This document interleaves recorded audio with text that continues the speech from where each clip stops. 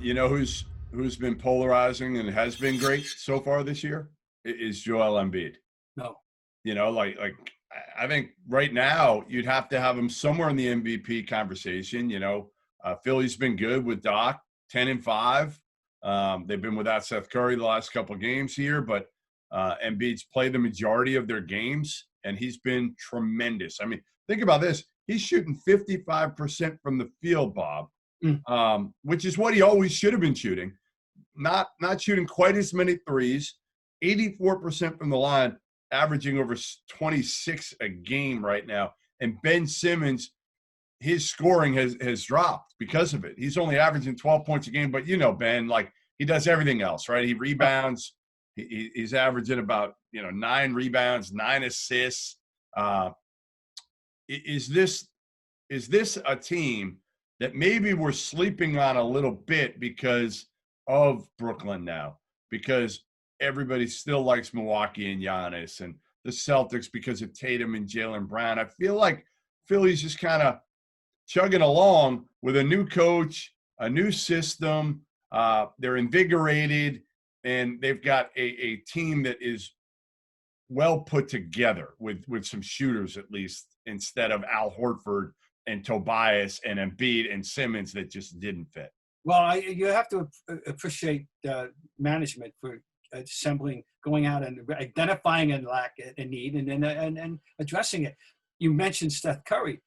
He, not Big Brother, is leading the league in three-point percentage, hovering around 60%. Wow. I mean, when I saw that, I stumbled upon that in passing one day last week, Jeff. I was looking at, and Amazing. the day they ran the stats, and the paper, we run them once a week maybe. And I said, what? Curry set 59% 3-point? Right. I knew, so yeah. No, they're dangerous. I like the word. That's the word I like to use. They're a dangerous team. You don't sleep on them. They're a dangerous team. And Embiid, we talk about the phrase that's crept into sports and all sports, but particularly basketball, skill set. He's always had the skill set. But we just wanted him to get focused. And by the way, thank Pat Riley for introducing that word. That's Pat Riley's word. He introduced it 30 years ago into the discussion. Focus. Hidden agenda, Pat Riley. I just want to tell you this. He put the word focus in a way and emphasize. Joel Embiid, forget about social media, forget about commercials, play basketball, son. And so talented. He can play this game. He is just so talented and like fun, because you know what? Like a lot of these guys worry about what they say. Like Joel just says it. Like as media people, we enjoy that because you're gonna get, no unfiltered Joel Embiid, and you had unfiltered Marcus Smart as well, because Marcus Smart saying that Joel was getting every call, and then basically Joel flipping it on him and saying, like, without calling him a flopper, and saying, hey Marcus, like, you know how to do this too.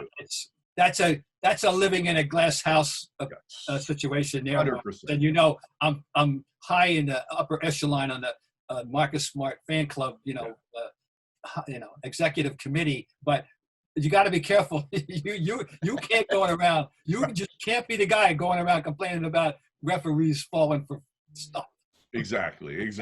So do you give Philly a legitimate chance at breaking through and getting, maybe getting to the Eastern Conference Finals or the NBA Finals? Let's face it. If we're going to still think that Milwaukee is, no, God, whatever happened to Toronto? Well, my God, is that a fall from grace? Yeah, they're.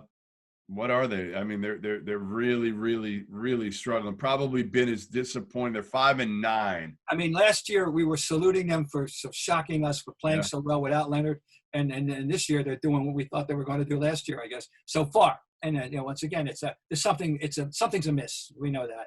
Maybe I'm not sure it's a miss as much as, honestly, I feel like they overachieved a year ago. Well, maybe so. Van Vliet had taken such a step up, and but anyway, so somebody's got to play. Let's say it's Milwaukee. Somebody's got to play them. And we think Boston has a shot, but certainly Philly has a shot. Absolutely. So I'm impressed, and of course I'm. Sentimentally, I wouldn't have a problem with it because I love Doc, and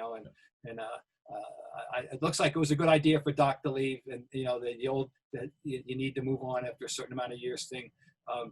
So and he's got a fresh start here, and I think it's going very well.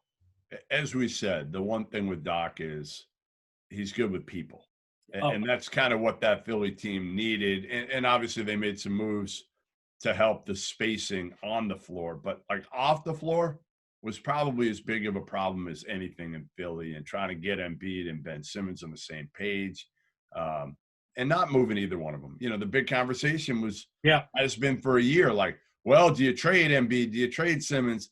Yep. Like, I think you see if it can work, and there's no reason it shouldn't be able to work with those two of them, because Embiid, like you said, is skilled. He could score in, he could score out. He can do whatever you need him to do at his size on the court. It's figuring out Ben Simmons is the bigger key, and how you utilize him. And if he's on the court, you need to find 4 guys around him that can shoot the basketball.